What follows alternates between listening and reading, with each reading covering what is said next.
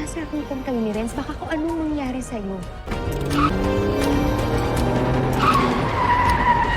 Tinawagan ni Ren si Sandra upang ipaalam na nasa baba na siya ng building nila para sunduin ang dalaga.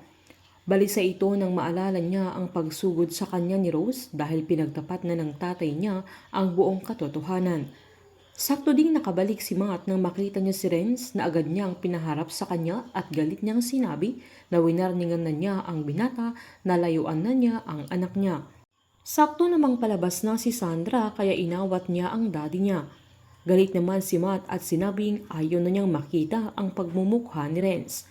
Nagkunwari namang nagmakaawa si Sandra na bigyan niya ng pagkakataon ang binata na mas lalo siyang pinagalitan ng daddy niya. Dahil dito ay nakiusap si Renz at nangakong hindi na niya sasaktan si Sandra na bigyan siya ng pagkakataon na patunayang nagbago na siya. Dahil alam ni Sandra na galit ang daddy niya ay umalis na sila ni Renz. Sa pag-uusap nila ni Matt ay galit na sinabi ni Matt na paano niya pinagkatiwalaan ulit si Renz na hindi na siya nadala sa mga panloloko ng binata. Pinilit ng dalaga na alam niya ang ginagawa niya pero sinabi ng daddy niya na halatang hindi niya alam ang mga ginagawa niya na hindi sapat na maging dahilan niya ang anak niya dahil pwede nilang palakihin ang bata na kahit walang ama na andoon sila ni Rose kasama niya. Sinumbad ng dalaga na gusto ni Matt na tuluyan na niyang iwan si Renz samantalang gusto niyang bumalik si Rose sa buhay nila. Pinaliwanag naman ni Matt na may kasalanan man ang mami niya pero kaya niyang kalimutan alang-alang sa kanya. Nanindigan si Sandra na huwag mag-alala si Matt dahil kaya niyang alagaan ang sarili niya at alam niya ang ginagawa niya sa mga taong nanakit sa kanya.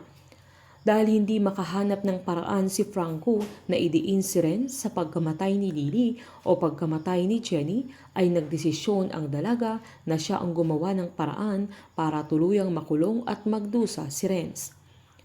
Palabang sinabi ng dalaga na hindi na niya hayaang masaktan ulit siya na uunahan niya sila at hindi na siya magpapauto kay Renz. Dahil dito ay nalaman ni Matt na planado lahat ni Sandra ang mga ginagawa niya kaya nag-aalala ito dahil hindi pa rin tumitigil si Sandra sa paghihiganti niya. Nakipagkita si Sandra sa attorney ni Jenny kung saan nalaman niyang suicide ang pinalabas ni Renz na dahilan ng pagkamatay ni Jenny na ang pinagtataka nila ay andoon din si Vanjie na yun ang present nilang case na pati si Dante na nag-handle ng case na mismong ninong ng binata. Dahil dito ay nalaman ng dalaga na alam din ni Vanjie ang totoong nangyari kay Jenny kung saan siya ang papaikuti ng dalaga para malaman niya ang totoo lalo na kung lulunurin niya ng pera si Vanjie. Giniit ng attorney na imposible na ang ipaglaban pa ni Jessa ang katotohanan dahil sa kaligayan ng dalaga na nasa mental hospital pa ito. Dahil dito ay tinanong ni Sandra kung may ibang kamag-anak si Jessa na gustong ilaban ang kaso ni Jenny. Dahil dito ay nagtaka at nagtanong ang attorney dahil sinabi na din ni Sandra na karelasyon niya si Renz na siyang suspek kaya tinanong niya kung bakit niya ginagawa ang bagay na yun. Sa pag-uwi ni Sandra sa kondo ay saktong nag-aantay si Vanjie kaya sinamantala niya ang pagkakataong kausapin ang nanay ni Renz. Nagkunwari ang dalaga na gusto niyang malinawan siya sa pagkamatay ni Jenny dahil ayaw niyang magduda kay Renz na gusto niyang maibalik yung dating tiwala niya kay Renz dahil ayaw niyang isang kriminal ang ama ng magiging baby niya. Habang pinuntahan naman ni Matt si Rose upang ipaalam na nakikipaglaro na si Sandra kay Renz dahil hindi pa siya tapos gumanti. Dahil dito ay mas lalong nag-alala si Rose na hindi safe ang anak niya, ang mga ginagawa niya, lalo't violenteng tao si Renz. Habang sa gabing magkasama sila Renz at Sandra ay galit na sinabi ng binata na wag nang magpanggap ang dalaga dahil alam na niya ang totoo na pinapasakay lang siya na kunwari tinanggap ulit siya ng dalaga at nagpanggap siyang napatawad na siya ni Sandra. Pero plano niyang ilaglag si Renz kaya sinigawan niya ang dalaga na niloloko lang niya si Renz.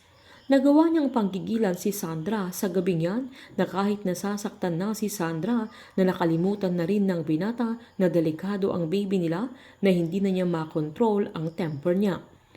Habang sa pag-alis na sana ni Matt ay hinatid siya ni Rose sa daan kung saan pinipigilan niya si Matt na puntahan niya sa kondo si Renz dahil baka magkasakitan sila na hindi nila alam na sa gabing yun ay nanganganib na ang buhay ni Sandra sa mga kamay ni Renz.